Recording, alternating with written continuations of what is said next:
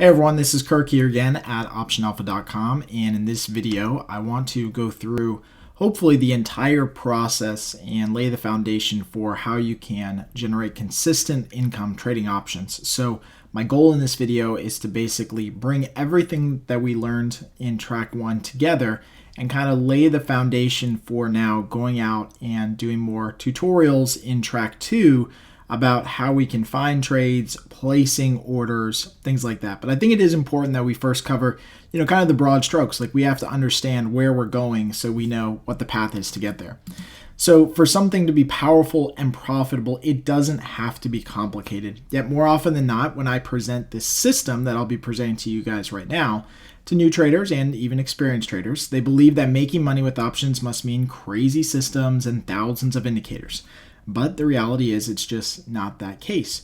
You see, I love this chart because it's so clear that effectiveness and simplicity are on a linear path together, meaning for something to be extremely effective, it also must be very simple. And options trading definitely has its complicated parts. It's not as easy, it's not as black and white as buying stock and selling stock.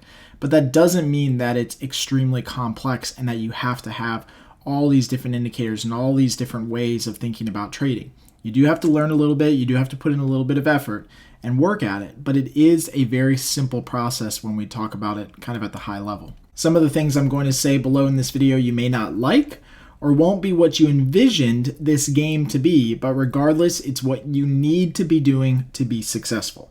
So here they are, the 5 things that I believe you have to do to be successful in the options trading space. Number 1 is you have to trade small positions. We'll go through each and every one of these bullet points in this video because it's a little bit longer tutorial, but I think it's worth it to watch it the whole way through. But number 1 is you have to trade small positions. It kind of goes without saying, but if you trade too large, you're just going to blow up your account. Number 2 is you have to trade with a high probability of success. Again, this is not like, just to use a completely opposite example of this, is that if you invest in lottery tickets, they don't have a high probability of success. So the likelihood that you're going to win is really, really low. So you have to invest in something that has a high probability of success. And we'll help you figure out how you can find that in this video. Number 3 is you have to be in a liquid stocks and options. I think it goes without saying again, but if the market is not liquid, meaning there's no other participants in there, you're the only person, or you and 5 other people in the entire world are the only participants in there, then you're going to lose a ton of value to slippage, and you may not even be able to get in or out of a trade. So that's obviously a critical component. Number 4, probably one of the most important, is using the right strategy. We've talked ad nausea about how implied volatility is our edge in trading. And if you believe that implied volatility is our edge in trading, then you have to also believe that you should be generally selling options when implied volatility is high. And if you ever do buy options, you should be buying them when implied volatility is low. And you have to play that volatility game. And again, we'll prove here in a video in a very different way than we have before how that's the case, where direction is meaningless compared to implied volatility. And number 5, you have to be doing it as many times as you can. And this gets down to the number of occurrences, the number of times that you trade, creating a large frequency of trades so that over time you hit your expected probability level, whatever you're targeting. Okay? So most traders do 1 or 2, and that's the reality, but they don't do all 5. And you can't pick or choose. It takes all of them to win long term in this game. So let's take an example. If you traded small positions in liquid stocks using the right strategy as many times as you can, but you didn't have a high probability of success, you would not win. That's just the reality. You can choose any of these things and you throw one out and it crumbles the whole thing. So this would be like lottery tickets. Lottery tickets are liquid. It's okay. The only strategy you can use, you can do as many times as you want. It's really small investment, $1, but it has low probability of success. You're never going to win. You could trade in something that has a high probability of success in liquid stocks and options using the right strategy as many times as you can, but your position size is too big and one bad trade that comes along wipes out your entire portfolio. So again, you can't do 1 or 2 or 3 or 4. You got to do all 5.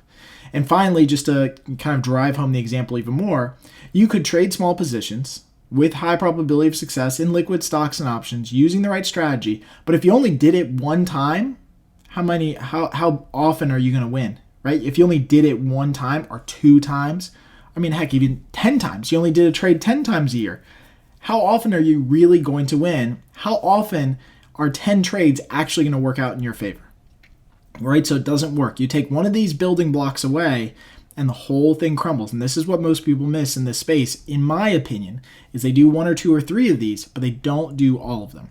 So let's dig in a little bit deeper here and start talking about trade size. Now, this is something we've covered before in depth, but again, at Option Alpha, we firmly believe, and I've believed this for a long time, that your trade size should be no more than 1 to 5% of your account balance.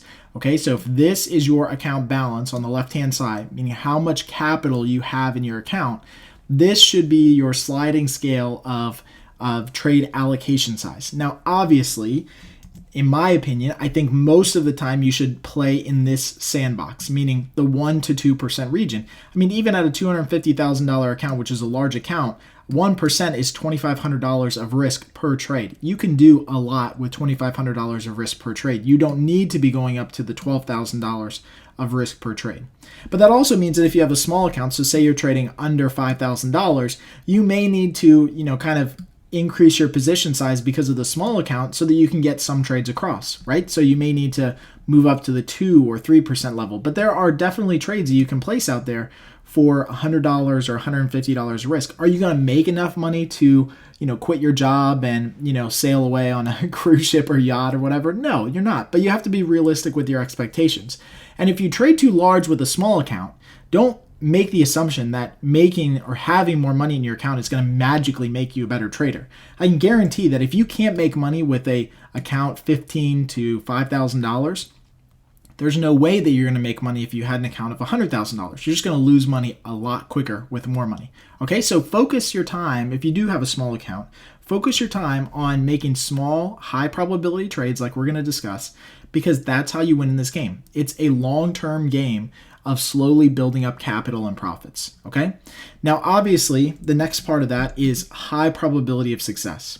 And this is something that we've talked about, again, ad nausea, because we know what the probabilities of winning on a trade or not, and we can show you here in a second. But remember, markets move in a more or less normal distribution pattern. We actually showed in one of the previous videos here in track 1, we went back all the way to 1990 and tracked the Dow Jones daily move, and it was almost exactly a normal distribution from 1990. Are there times when you'll have 5 or 6 days of up moves? Yes, but generally over time, markets move in a normal distribution pattern of percentage up or percentage down moves. So if we take that normal distribution pattern, we know that over time, as the stock moves, we can figure out what likelihood or what the percentage range is that the stock might move 68% of the time. So like we could take this stock, and if this stock was at $50, we could look on our charts and on our broker platform and see that there's a 68% chance it moves between $60 and say $40. Okay, so we know those are known numbers.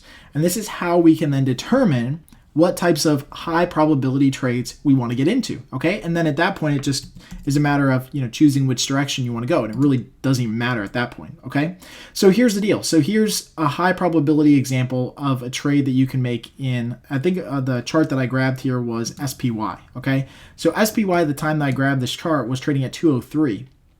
The April options, which are about 22 days away, you can see exactly what the probability of each and every strike price being in the money is at expiration. Now remember, this is calculating based on the entire trading history of the S&P or whatever stock you're looking at, every move it's ever made, up or down, the magnitude of every move, how fast it's moved in a given time period, and then implied volatility. And so all of those numbers are then populated into a broker platform where you can see what the probability that the stock is, that each and every strike is going to be in the money at expiration.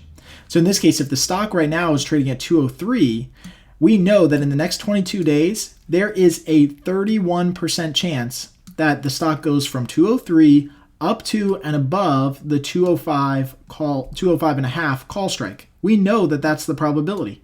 So if there's a 31% chance that it goes above that level, that means that there is basically a 70% chance that it never goes above that level, okay? So if we're option sellers, which we usually like to be, then we would sell these 205 and a half calls, and basically taking a credit of $152, knowing that we've got about a 70% chance that the stock never gets to our strike price. Okay, so again, these numbers are known, and you can basically pick what likelihood of success you want to have. I mean, the field is open. You know what I mean? The buffet is open. You choose how often you want to be successful.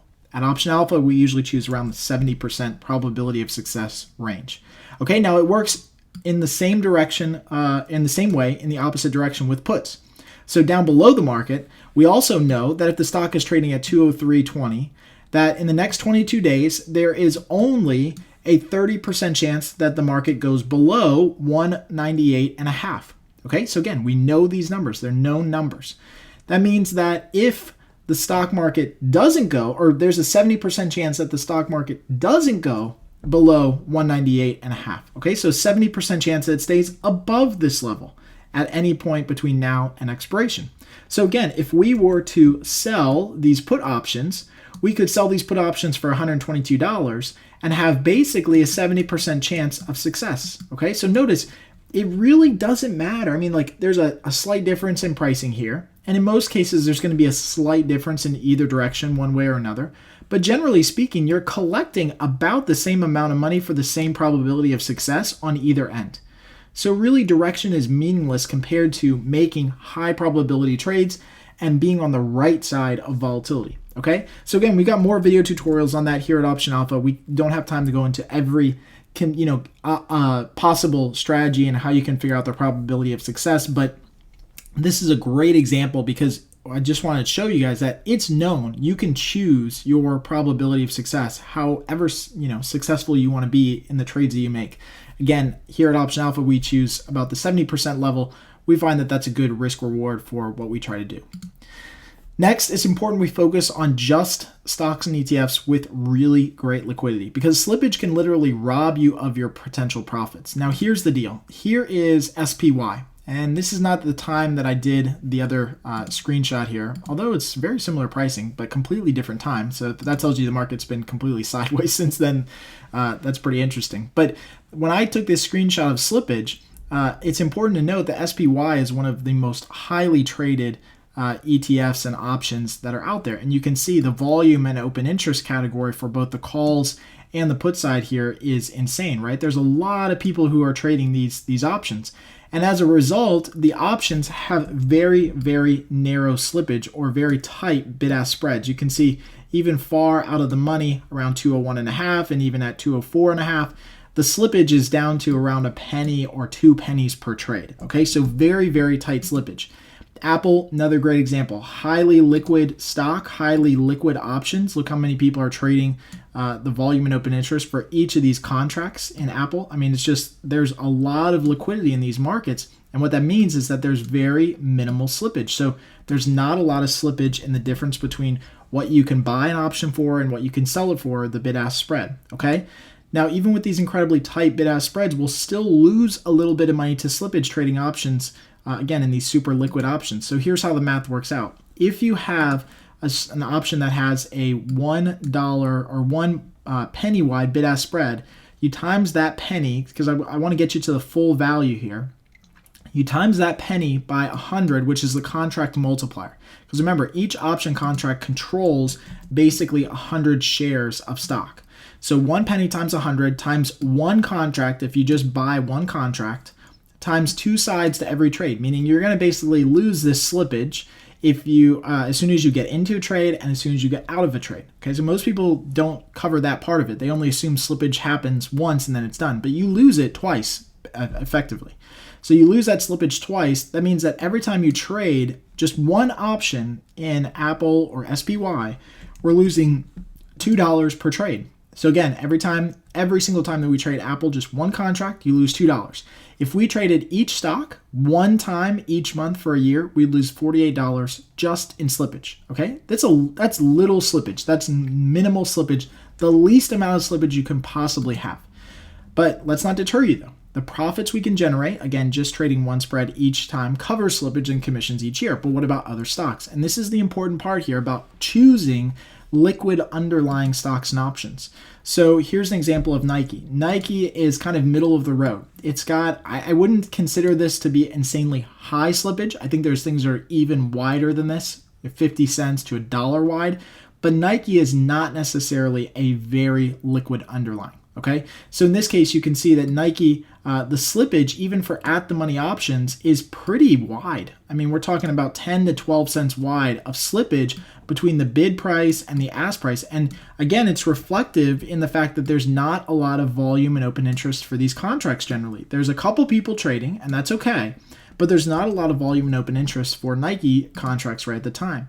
So here's how the math works out on Nike. You've got a $10, let's take the lower end of that range, a $10 bid and ask spread times the 100 contract multiplier times one contract if you just get into one contract, two sides because you got to open and close it. That means $20 per trade you're losing just in slippage. Now, we didn't even talk about commissions.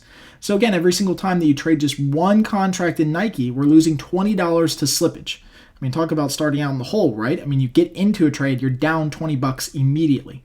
And you wonder why most traders don't make money in this business. So again, if we traded Nike just one time each month for an entire year, we would lose $240 in total. That's one stock and 12 trades. Again, you wonder why people don't make money in this business because they're not focusing on highly liquid underlyings, okay? Now, thankfully for you guys, we did build a watch list here at Option Alpha that pre-screens all of the possible stocks and ETFs out there for liquidity. We update this list on a rolling basis to make sure that these options and stocks both have a lot of liquidity and fairly tight bid-ask spreads, okay? So we focus here on Option Alpha at around probably around 80 to 100 stocks and ETFs, depending on how we screen them out. And we built this watch list software into our platform. It's totally proprietary for us that we built.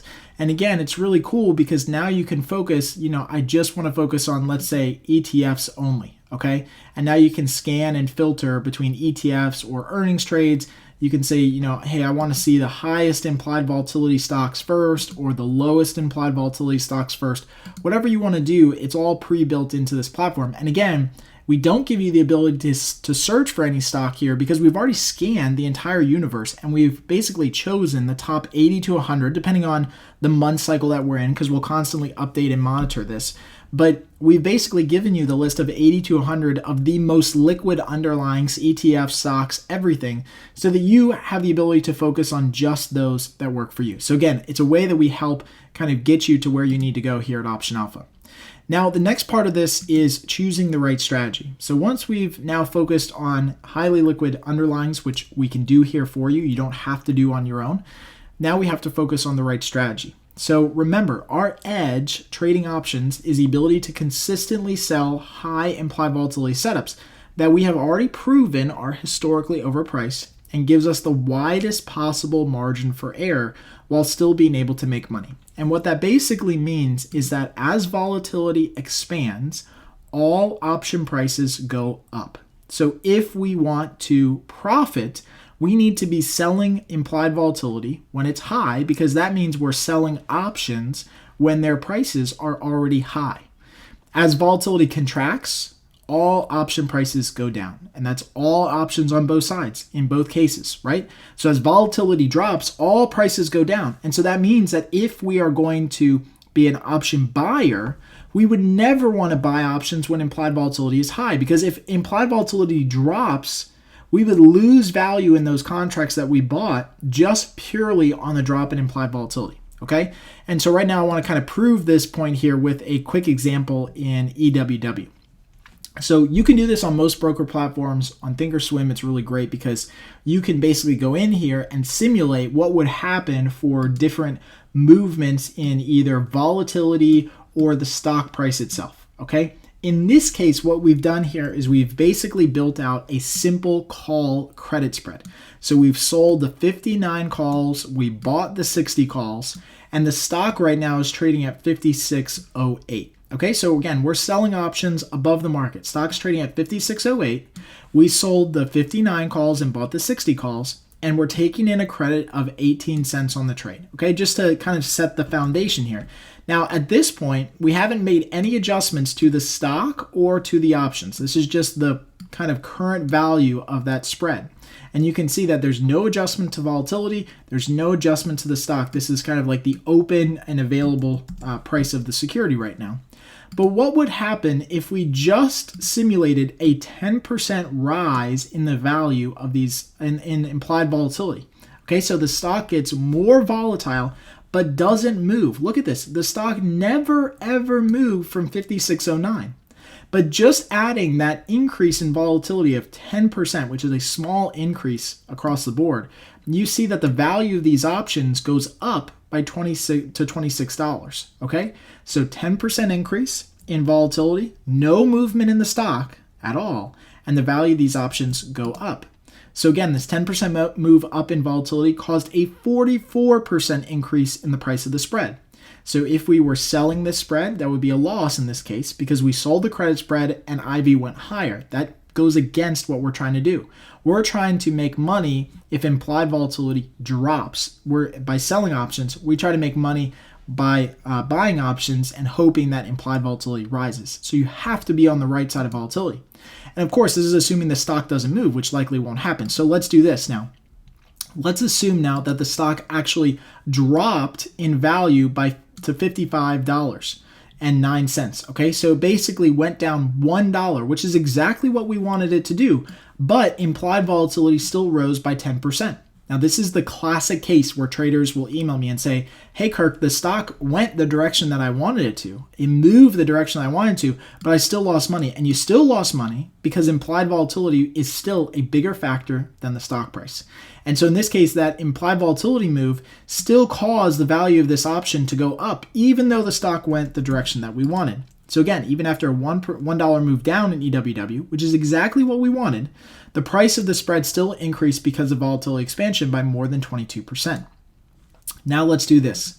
Let's look at a drop in volatility of 10%. Okay, so now let's assume that volatility goes the right way, the way that we want it to go, and the stock price goes against us by $1. So remember, the stock was originally at $56.09. Now the stock goes against us. Remember, we sold the 59.56 credit call spread. We don't want the stock going towards 59. We want the stock going away from 59. But let's assume that the stock goes up by $1. But in that time period, implied volatility dropped 10%. Notice that the value of this option now decayed just to 8 cents. So it went down and we now have a profit on this trade. So again, with a $1 move higher against our position and a 10% drop in implied volatility, the spread made a profit and dropped to a value of $8 per spread. So do you see now why most traders lose money even if they get the direction right? And I still am blown away every time I go through this example that this is the case and most people don't get it. You must be on the right side of volatility.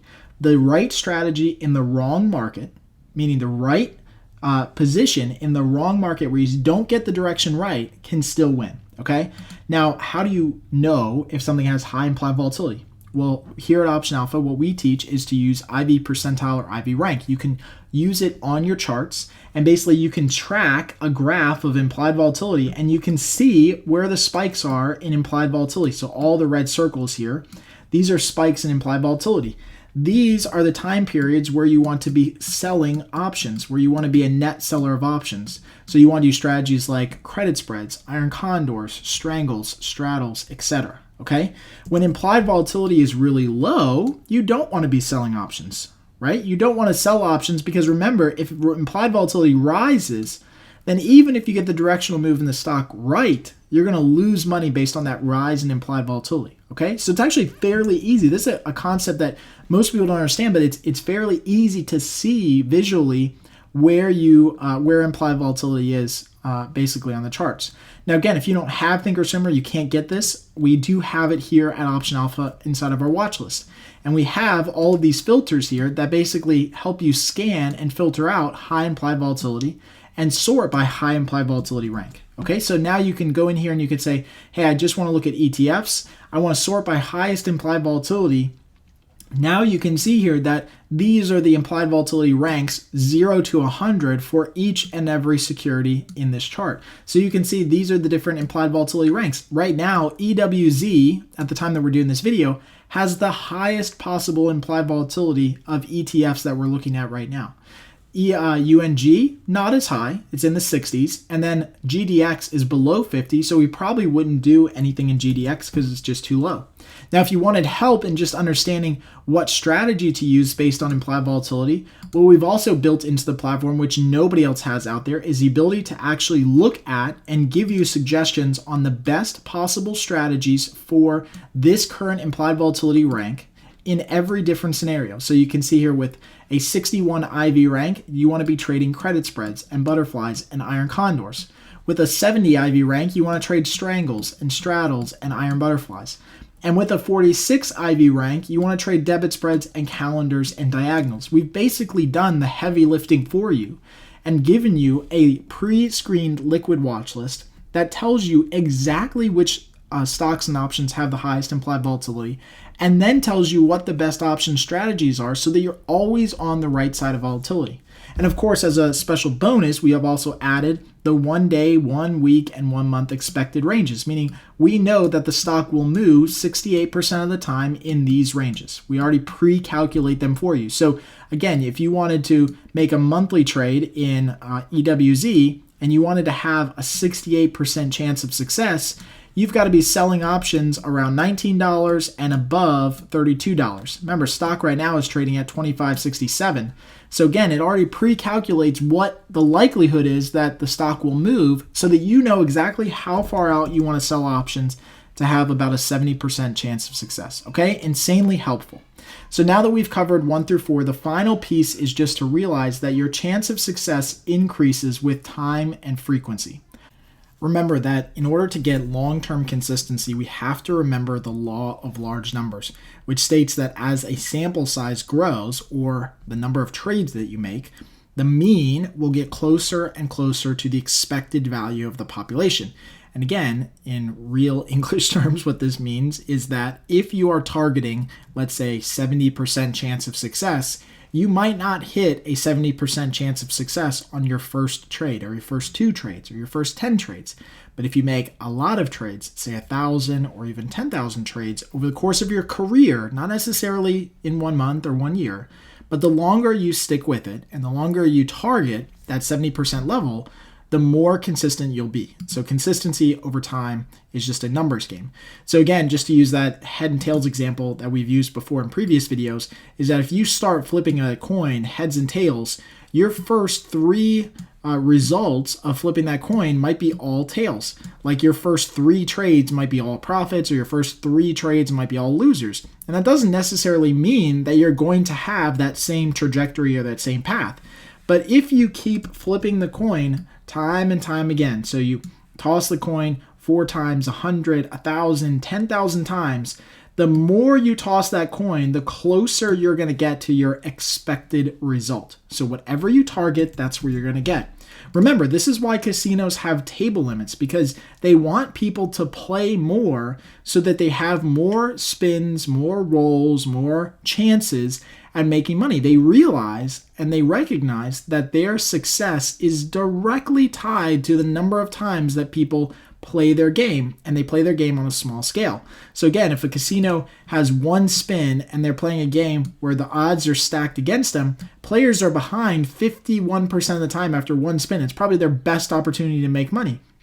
But after 100 spins, or after 1,000, or even after 10,000 spins or plays at a casino game, there's almost a 100% chance that you're going to be behind to the casino, or the casino is going to win because their edge is going to have played out over hundreds and thousands of different spins. Again, this is why casinos try to get you back to them. That's why they offer free meals and free drinks and free hotel rooms, because they know the more times you come, the more plays that you have at blackjack or roulette or whatever the case is, the better and better their chance of success are. So the more that they can get you to play, the higher their probability of winning is.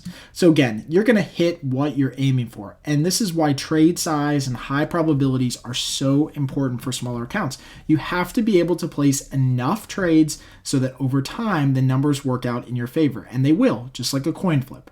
All right, so one thing that I didn't mention that we were going to talk about, but I want to introduce here is the concept of stacking or laddering trades on a consistent basis. And I wanted to do this because as we get towards the end of track 1 here, and as you complete track 1, it's really important to understand this concept because oftentimes what people will say to me is, Kirk, I don't know how often I should trade, or I don't know how to space my trades, or, what should I be looking for? And we've covered most of that, but I think this concept of stacking or laddering is going to be really helpful to you. And again, it's just purely meant to get the juices going between your ears because there are many ways to do this, but the concept is very much the same.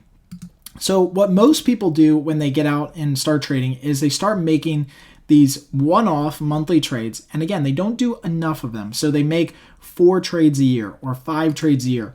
And when you look at it, if this is the market right now, so like if this is the time period that you made a trade back in Apple, you might have sold a call option here at 124, and then you sold a put option here at 110, or any combination of strategies that included selling that call and that put. But you basically draw a really hard line in the sand. That's one trade. Maybe it's a big trade position size. Maybe you do 10% of your account balance, right, in that one trade. It's still a high probability trade, but you end up pigeonholing yourself to the market move because you have one spot to get in, one opportunity to make that play. Now, it doesn't mean that it's not going to work. It just means that if you make, let's say, one trade here, so that's your second trade all year, then you make 3 trades. So now you've made 3 trades all year. You have a low likelihood of actually seeing a profitable result at the end of the year because you just didn't trade enough and your initial position size was probably too large, okay? And again, you can still move and be flexible with the market depending on where the market is every single month.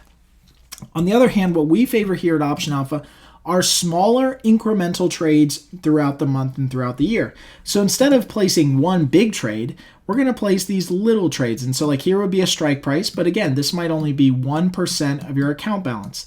And this trade right here might be a different trade or a different call option that again is 1% of your account balance. And now we're spreading the risk and kind of averaging around where the market's trading. So for example, if the market's trading here, we sell a call option here and we sell a call option here.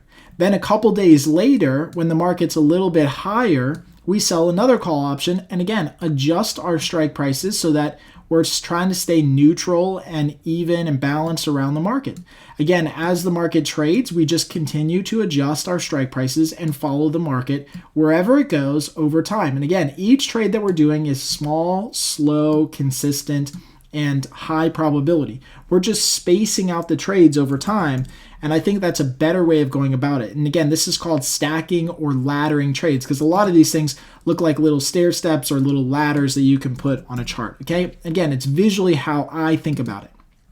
So this doesn't mean that we're moving away from monthly options into weekly options. We're still placing a monthly contract every single time, so sorry, weekly fans, but that we're spreading our entry out over maybe 1 to 2+ weeks in the same security. Okay, so for example, if we wanted to sell, let's say 6 iron condors in Apple, rather than enter all 6 today, maybe split up your order to 3 today and 3 next week. Okay, and it's that type of concept because it increases your occurrences. You're still doing 6, but now you're spreading the trades out over time. You're giving the market a little bit of time to move, and you're giving yourself a little bit of opportunity to be flexible with the market. Okay, so like a simple schedule for you would be something like this. And again, the calendar dates don't matter, but let's say that, for you getting started, you would come in every single Wednesday and come in and try to make a trade, right? So on Wednesday, you'd make a trade and, find something that has high probability, a high implied volatility, make a trade.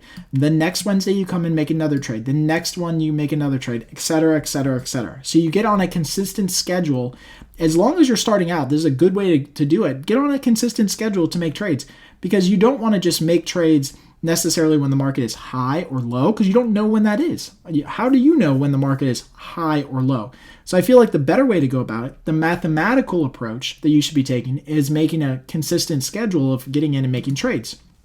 You could also take the approach, if you want to be a little bit more consistent, instead of making 5 trades every month, you come in and you make 10 trades every month. So on Tuesday you make a trade, then on Wednesday you make another trade, then the next Tuesday you make another, and the next Wednesday you make another, etc., etc., etc. Okay? So as long as you realize that this idea of stacking or laddering can basically be your key to slowly getting into positions, keeping a neutral portfolio and keeping that balance, and increasing the number of occurrences so that you hit your targeted probability of success, that's what's really important here. So again, the key here with stacking or laddering is that it gets you into a consistent pattern of selling options in small chunks versus one big position each month. And more importantly, you are reacting to the market much quicker.